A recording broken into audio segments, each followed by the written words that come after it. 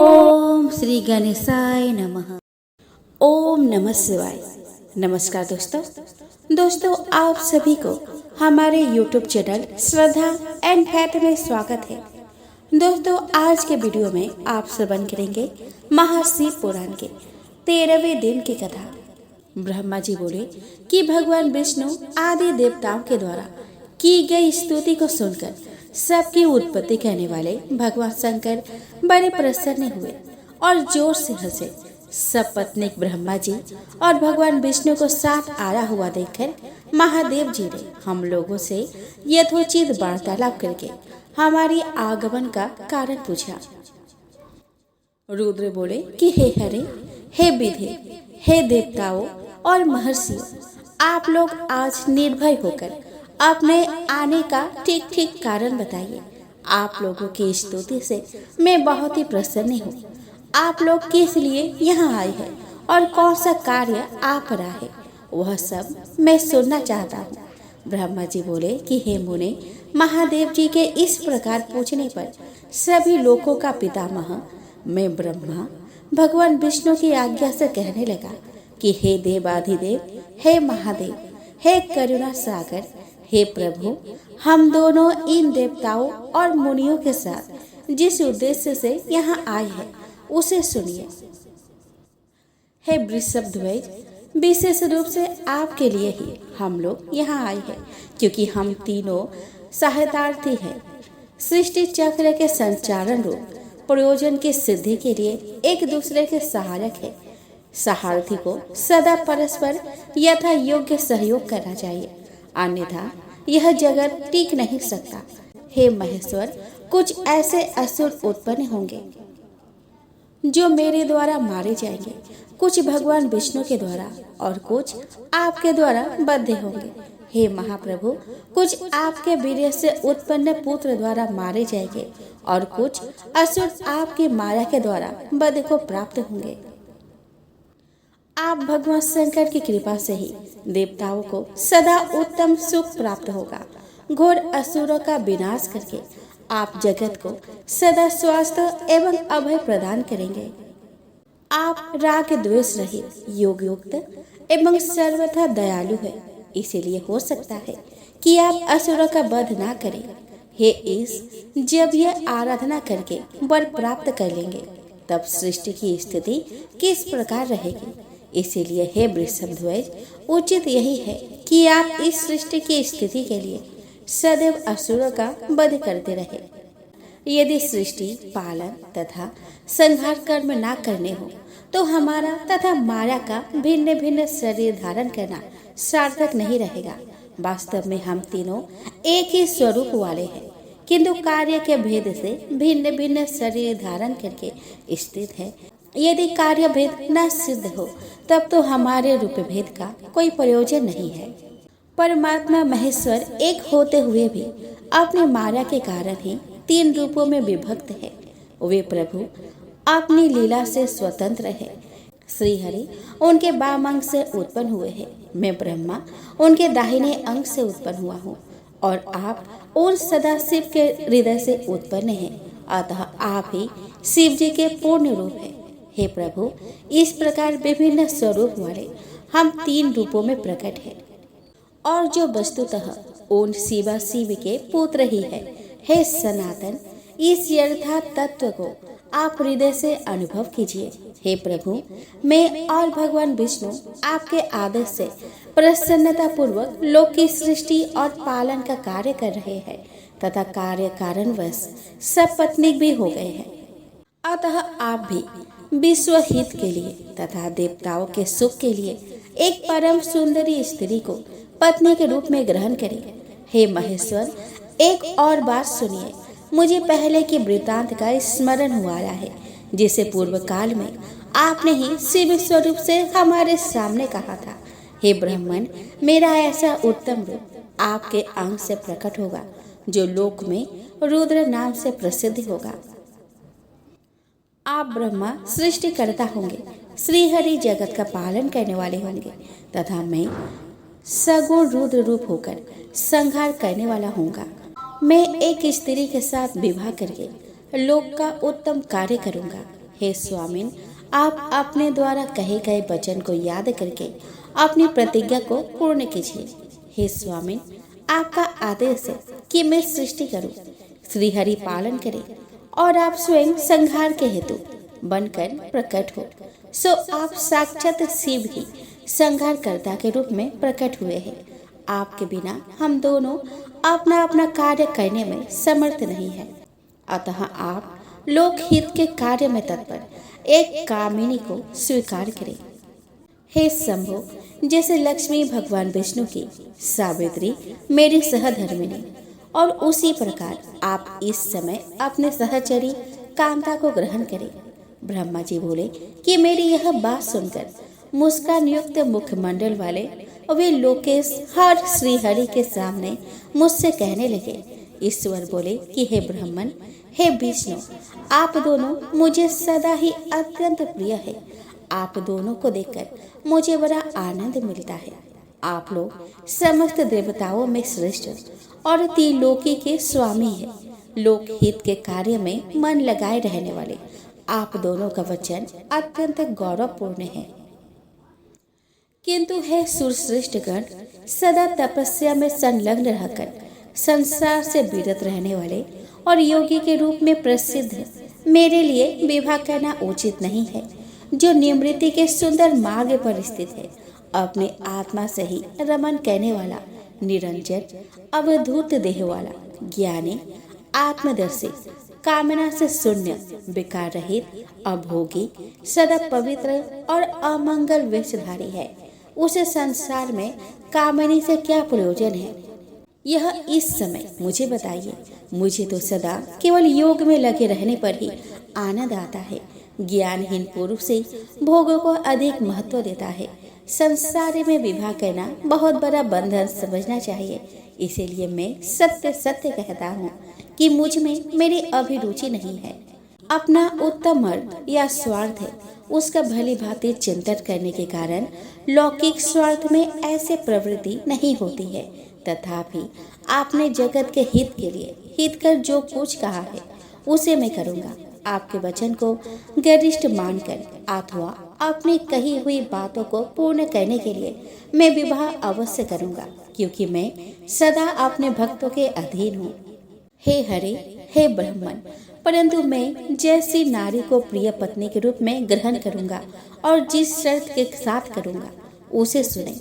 मेरा वचन सर्वथा उचित है।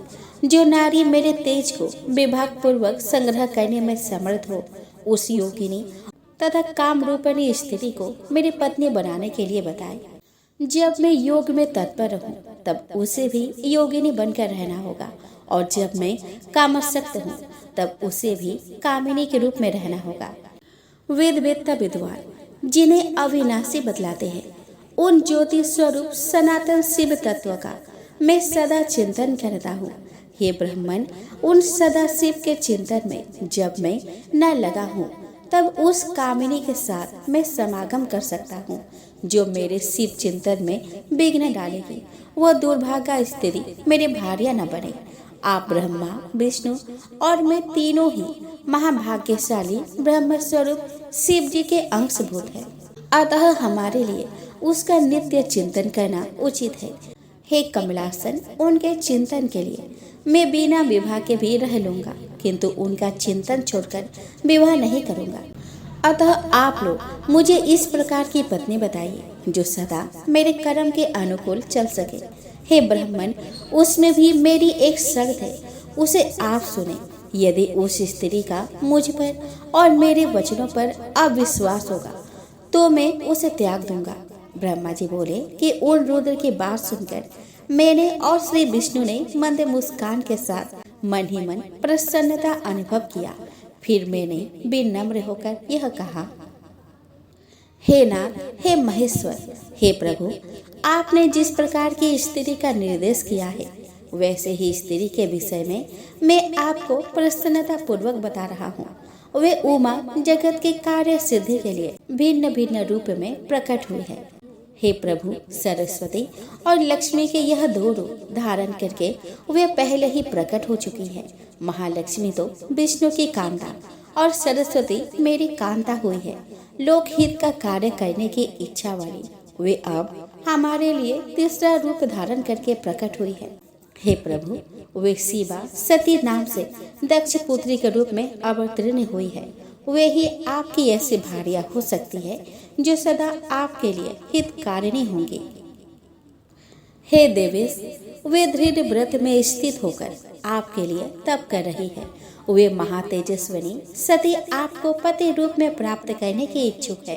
हे महेश्वर, उन सती के ऊपर कृपा कीजिए, उन्हें वर प्रदान करने के लिए जाइए और वैसा ही वर देकर उनके साथ विवाह कीजिए।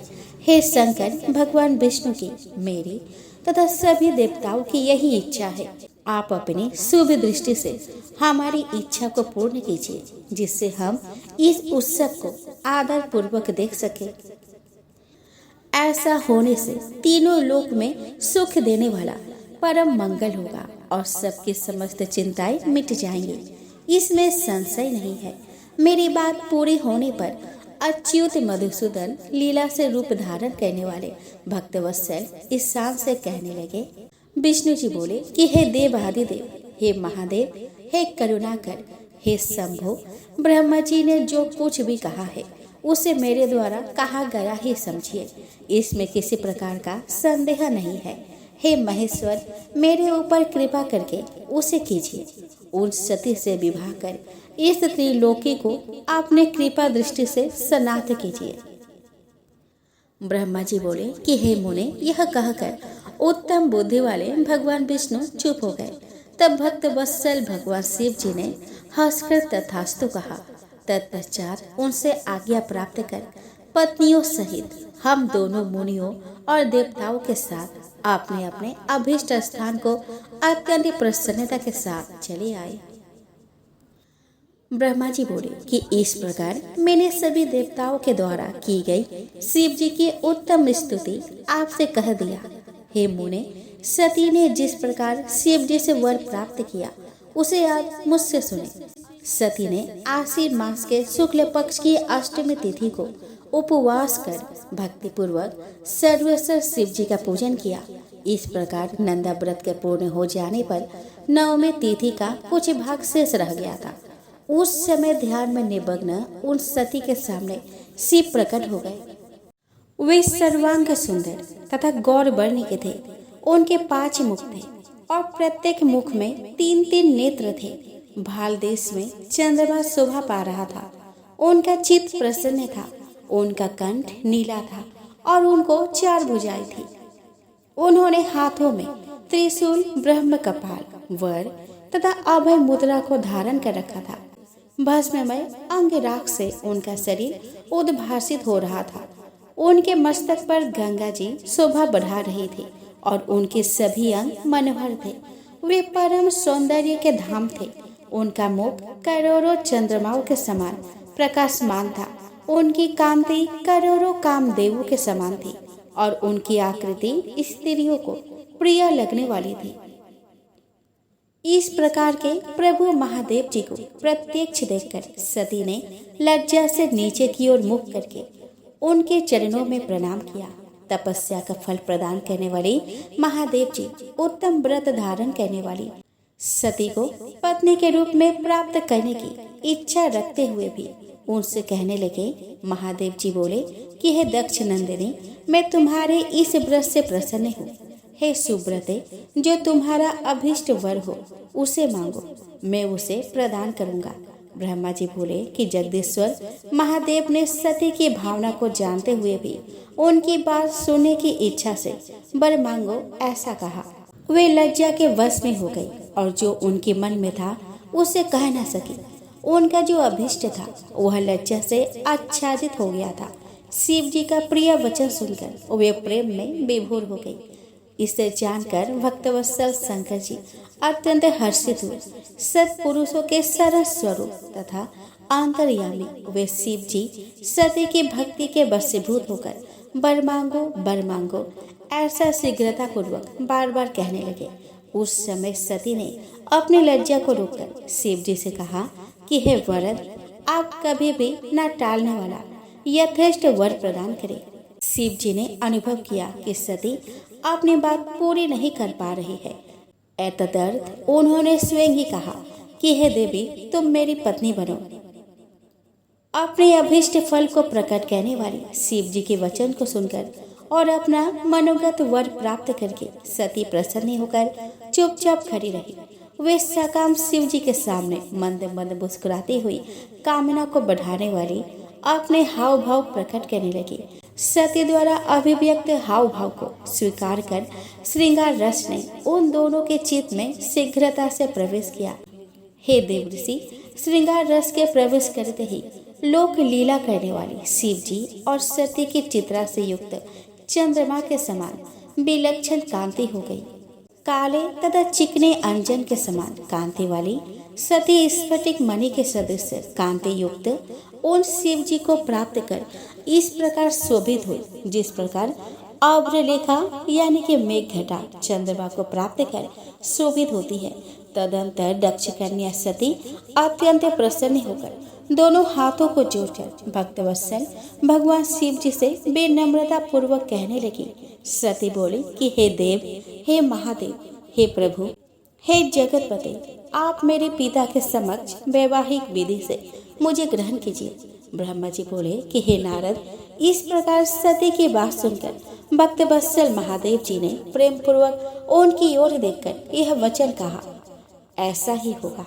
तब दक्ष कन्या सती भी उन शिव जी को प्रणाम करके भक्ति पूर्वक विदा मांगकर और पुनः उनकी आज्ञा प्राप्त करके मोह और आनंद से युक्त हो अपने माता के पास चली गई।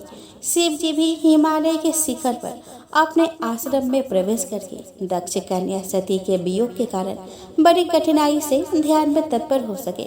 देवऋषि मन को एकाग्र करके लौकिक गति का आश्रय लेकर वृषध्वज शंकर ने मन ही मन मेरा स्मरण किया।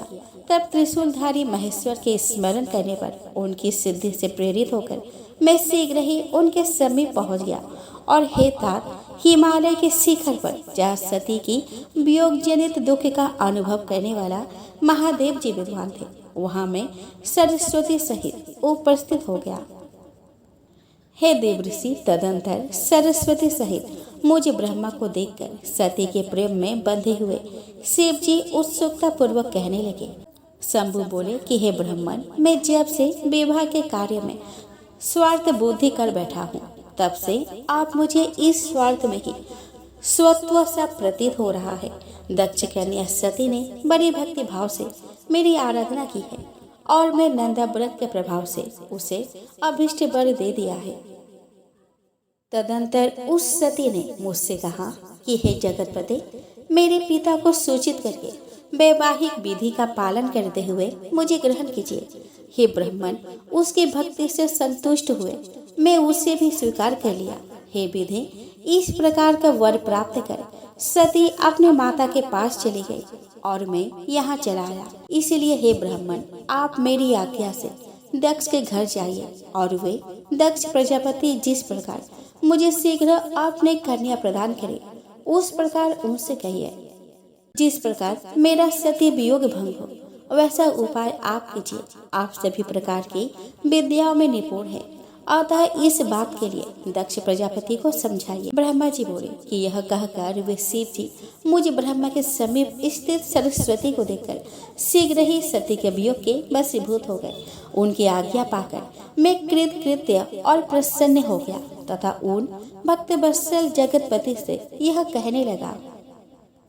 ब्रह्मा जी बोले कि भगवान, हे शंभु, आपने जो कुछ कहा है उस पर भली भांति विचार करके हम लोगों ने पहले ही उसे सुनिश्चित कर दिया है। हे वृषभध्वज, इसमें देवताओं का और मेरा भी मुख्य स्वार्थ है। दक्ष प्रजापति स्वयं ही आपको अपने पुत्री प्रदान करेंगे और मैं भी उनके समक्ष आपका वचन कह दूंगा। ब्रह्मा जी बोले कि हे नारद, सर्वेश्वर प्रभु महादेव जी से इस प्रकार कहकर मैं अत्यंत वेगशाली रथ से दक्ष के घर जा पहुंचा। नारद जी बोले कि हे प्राग, हे महाभाग, हे विधे, हे वक्ताओं में श्रेष्ठ, तपस्या के पश्चात घर लौट कर आई हुई सती के लिए दक्ष ने क्या किया? ब्रह्मा जी बोले कि तपस्या करके मनो अभिलषित वर प्राप्त कर तथा घर जाकर सती ने माता पिता को प्रणाम किया तत्पश्चात सती ने अपने सखी के द्वारा माता पिता से वह सारा वृतांत कहलवाया, जिस प्रकार उनकी भक्ति से प्रसन्न हुए महेश्वर से उन्हें वर की प्राप्ति हुई थी।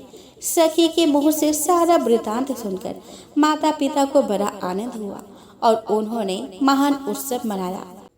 उदारचित दक्ष और महामनस्विनी बीरनी ने ब्राह्मणों को उनकी इच्छा के अनुसार धन दिया और अंधों, दीनों और अन्य लोगों को भी धन बांटा। प्रीति बढ़ाने वाली अपनी उस पुत्री को हृदय से लगाकर उसका मस्तक सूंघकर और आनंद विभोर होकर बीरनी ने बार बार उसकी प्रशंसा की। कुछ समय बीतने पर धर्मज्ञों में श्रेष्ठ दक्ष इस चिंता में पड़ गए कि मैं अपनी इस पुत्री को शंकर को किस प्रकार प्रदान करूं। महादेव जी प्रसन्न होकर मेरी पुत्री को वर देने के लिए आए थे, किंतु वे तो चले गए। अब मेरी पुत्री के लिए वे पुनः कैसे आएंगे? यदि मैं किसी को उनके पास शीघ्र भेजूं तो यह भी उचित नहीं है, क्योंकि यदि वे पुत्री को स्वीकार न करें तो मेरी याचना निष्फल हो जाएगी। अथवा मैं स्वयं उनका पूजन अर्चन करूं, जिससे कि वे मेरी पुत्री को भक्ति से प्रसन्न होकर स्वयं इसे ग्रहण कर इसके पति बने। उस सती के द्वारा श्रेष्ठ प्रयत्न से पूजित होकर वे भी उसको पाना चाह रहे थे। उस सती के द्वारा श्रेष्ठ प्रयत्न से पूजित होकर वे भी उसको पाना चाह रहे थे, क्योंकि वे मेरे पति शिव जी हो सती को यह वर दे चुके थे। इस प्रकार की चिंता में पड़े हुए दक्ष प्रजापति के सामने मैं सरस्वती के साथ एकाएक उपस्थित हुआ। मुझ अपने पिता को देखकर प्रणाम करके दक्ष विनीत भाव से खड़े हुए और उन्होंने मुझे ब्रह्मा को यथोचित आसन दिया। तत्पश्चात चिंता से युक्त होने पर भी हर्षित हुए वे दक्ष शीघ्र ही सर्वलोकेश्वर मुझ ब्रह्मा से आगमन का कारण पूछने लगे। दक्ष बोले कि हे जगत गुरु, हे सृष्टि करेगा, यह आपके आगमन का क्या कारण है? मेरे ऊपर महती कृपा करके उसे कहिए। हे लोक कारक, आप मुझ पुत्र के स्नेहवश अथवा किसी कार्यवश मेरे आश्रम में पधारे हैं। आपके दर्शन से मुझे प्रसन्नता हो रही है। ब्रह्मा जी बोले कि हे मूल सत्तम, अपने पुत्र दक्ष द्वारा इस प्रकार पूछे जाने पर मैं उन प्रजापति को प्रसन्न करता हुआ हंसकर कहने लगा। ब्रह्मा जी बोले कि हे दक्ष, मैं जिस उद्देश्य से यहाँ आपके पास आया हूँ उसको सुनिए, जिसके करने से तुम्हारा तथा मेरा दोनों का अभीष्ट सिद्ध होगा। आपकी पुत्री सती ने जगतपति महादेव जी की आराधना करके जो वर प्राप्त किया है उसका समय अब उपस्थित हो चुका है। शंभु ने आपकी पुत्री को पत्नी रूप में प्राप्त करने के लिए ही मुझे आपके पास भेजा है। अब आपके लिए जो कल्याणकारी कार्य हो उसे आप कर डालिए। जब से रुद्र वर प्रदान करके गए हैं तब इसे आपकी पुत्री के वियोग के कारण उन संकट को शांति नहीं मिल रही है। कामदेव अपने समस्त पुष्प बाणों द्वारा अनेक उपाय करके भी छिद्र ना पा सकने के कारण जिन्हें जीत ना सके, वे ही शिव जी अब काम बाण से विद्ध होकर अपना आत्मचिंतन त्याग कर सती की चिंता करते हुए सामान्य प्राणी की भांति व्याकुल हो रहे हैं। वे सुनी हुई वाणी को भी भूल जाते हैं तथा सती के वियोग बस अपने घरों के समक्ष सती कहाँ है इस प्रकार की वाणी कहते हैं और किसी काम में प्रवृत्त नहीं होते। हे सुत, मैंने आपने कामदेव ने तथा मरीच आदि श्रेष्ठ मुनियों ने जो पूर्व में चाहा था वह इस समय सिद्ध हो चुका है। आपकी पुत्री ने शंभु की आराधना की है, इससे वे भी उसकी चिंता करते हुए उसको प्राप्त करने की इच्छा से युक्त होकर हिमालय पर्वत पर स्थित है। जिस प्रकार सती ने अनेक प्रकार के भावों और सात्विकता पूर्वक व्रत के द्वारा शिव जी की आराधना की थी, उसी प्रकार इस समय वे भी सती की आराधना कर रहे हैं। इसीलिए हे दक्ष, शिव के लिए ही रची गई अपनी पुत्री को आप अविलंब उन्हें प्रदान कर दीजिए। ऐसा करने से आप कृतकृत्य हो जाएंगे। मैं नारद के साथ जाकर उन्हें आपके घर लाऊंगा और उन्हीं के लिए रची हुई इस सती को उन्हें अर्पित कर दीजिए। ब्रह्मा जी बोले कि हे नारद, मेरी यह बात सुनकर मेरे पुत्र दक्ष परम प्रसन्न हुए और उन्होंने अत्यंत हर्षित होकर मुझसे कहा कि ठीक है, ऐसा ही होगा। उसके बाद हे मुनि, मैं अत्यंत हर्षित हो वहां पर गया जहां लोक कल्याण में तत्पर रहने वाले शिव जी उत्सुक होकर बैठे थे। हे नारद, मेरे चले आने पर स्त्री और पुत्र सहित दक्ष भी अमृत से परिपूर्ण हुए के समान पूर्ण काम सफल मनोरथ वाले हो गए। नारद जी बोले, जब आप भगवान रुद्र के पास गए तब क्या चरित्र हुआ? हे तात, कौन सी बात हुई और शिव जी ने स्वयं क्या किया? ब्रह्मा जी बोले कि हे नारद, तदंतर मैं हिमालय पर्वत के कैलाश शिखर पर रहने वाले परमेश्वर महादेव शिव जी को लाने के लिए प्रसन्नता पूर्वक उनके समीप गया। वृषभ ध्वज शिव जी मुझ लोक कर्ता को आते हुए देखकर अपने मन में सती की प्राप्ति के विषय में बार बार संशय करने लगे। तत्पश्चात शिव जी प्रीति पूर्वक अपनी लीला से और सती की भक्ति से लोक गति का आश्रय लेकर सामान्य मनुष्य के समान मुझसे शीघ्र कहने लगे। ईश्वर बोले कि हे सूर्यश्रेष्ठ, आपके पुत्र दक्ष प्रजापति ने सती को मुझे प्रदान करने के विषय में क्या किया? आप मुझसे कहिए, जिससे काम के कारण मेरा हृदय विदीर्ण न हो जाए। हे सूर्यश्रेष्ठ, किसी अन्य प्राण धारिणी कामिनी को छोड़कर केवल सती की ओर दौड़ता हुआ यह वियोग मुझे अत्यंत पीड़ित कर रहा है। हे ब्राह्मण, मैं सदा सती सती ऐसा कहता हुआ कार्य को करता हूँ। उस सती के पास जाकर आप मेरी व्यथा को कहे। वह सती मुझसे अभिन्न है। हे विधि, अतः उसकी प्राप्ति के लिए आप यत्न कीजिए अथवा सती की प्राप्ति के निमित्त उपाय बताइए, जिसे मैं शीघ्र ही करूं। ब्रह्मा जी बोले कि हे नारद मुने, रुद्र के द्वारा कहे गए लोकचारयुक्त वचन को सुनकर उन्हें सांत्वना देते हुए मैं कहने लगा। ब्रह्मा जी बोले कि हे वृषभध्वज, सती के लिए मेरे पुत्र दक्ष ने जो बात कही उसे सुनिए और जिस कार्य को आप अपने लिए असाध्य मान रहे हैं उसे सिद्ध हुआ समझिए। दक्ष ने मुझसे कहा कि हे ब्राह्मण, मैं अपनी पुत्री भगवान शिव के हाथों में ही दूंगा, क्योंकि उन्हीं के लिए यह उत्पन्न हुई है। यह कार्य मुझे स्वयं अभिष्ट है। फिर आपके लिए भी कहने से इसका महत्व और बढ़ गया है। मेरी पुत्री ने स्वयं इसी उद्देश्य से भगवान शिव की पूजा की थी और इस समय शिव जी भी इसी विषय में पूछताछ कर रहे हैं। इसलिए मुझे अपने कन्या शिव के हाथों में अवश्य देनी है। हे विधे, वे शंकर शुभ लग्न और सुंदर मुहूर्त में मेरे यहाँ पधारे, जिससे मैं उन्हें भिक्षा रूप में अपने कन्या प्रदान करूं। हे वृषभध्वज, दक्ष ने मुझसे ऐसी बात कही है, अतः आप शुभ मुहूर्त में उनके घर चलिए और सती को ले आइए। ब्रह्मा जी बोले कि हे मुने, मेरी यह बात सुनकर भक्त वत्सल भगवान रुद्र लौकिक गति का आश्रय लेकर हंसते हुए मुझसे कहने लगे। रुद्र बोले कि जगत की रचना करने वाले हे ब्राह्मण, मैं आपके और नारद के साथ ही दक्ष के घर चलूंगा।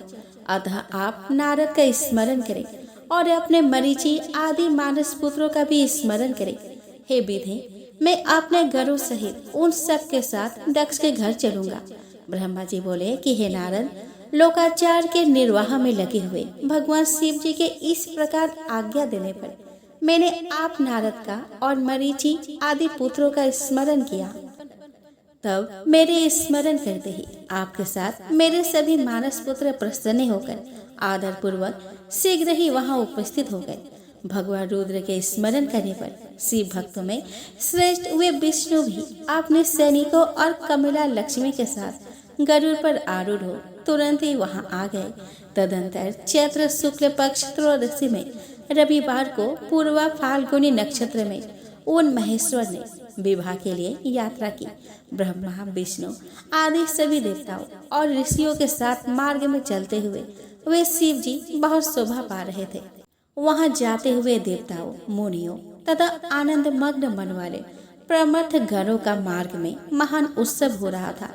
शिव जी की इच्छा से गज, वृषभ, व्याघ्र, सर्प, जटा और चंद्रकला यह सब उनके लिए यथा योग्य आभूषण बन गए। तदंतर वेग से चलने वाली बल्ली वर्ग यानी कि बैल पर आरूढ़ हुए महादेव जी विष्णु आदि को साथ लिए क्षण भर में प्रसन्नता पूर्वक दक्ष के घर जा पहुंचे।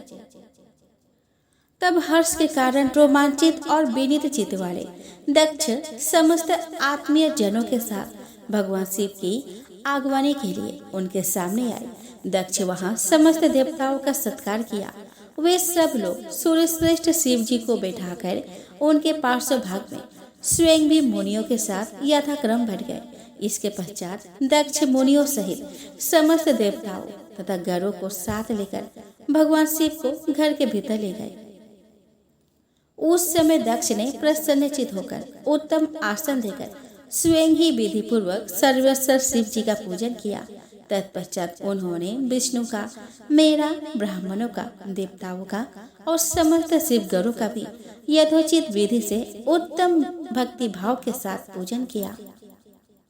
इस तरह पूजनीय पुरुषों और अन्य लोगों सहित उनका पूजन करके दक्ष ने मेरे मानस पुत्र मरीचि आदि मुनियों के साथ मंत्रणा की। इसके बाद मेरे पुत्र दक्ष ने मुझ पिता को प्रणाम करके प्रसन्नता पूर्वक कहा कि विभो, आप ही वैवाहिक कार्य कराए। तब मैं प्रसन्न मन से बहुत अच्छा ऐसा कहकर उठ करके वह समस्त कार्य कराने लगा। तदंतर दक्ष ने ग्रहों के बल से युक्त शुभ लग्न और मुहूर्त में हर्ष पूर्वक शिव जी को अपनी पुत्री सती प्रदान कर दी।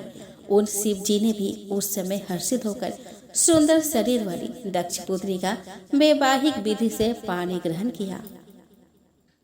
उस समय मैंने, श्रीहरि विष्णु ने, आपने, अन्य मुनियों ने, देवताओं ने और प्रमथ गणों ने भगवान शिव जी को प्रणाम किया और अनेक प्रकार की स्तुतियों द्वारा उन्हें संतुष्ट किया।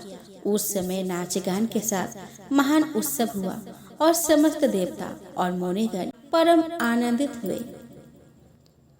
इस प्रकार मेरे पुत्र दक्ष शिव जी को पुत्री प्रदान करके कृतार्थ हो गए। शिवा और शिव प्रसन्न हुए तथा सब कुछ मंगलमय हो गया।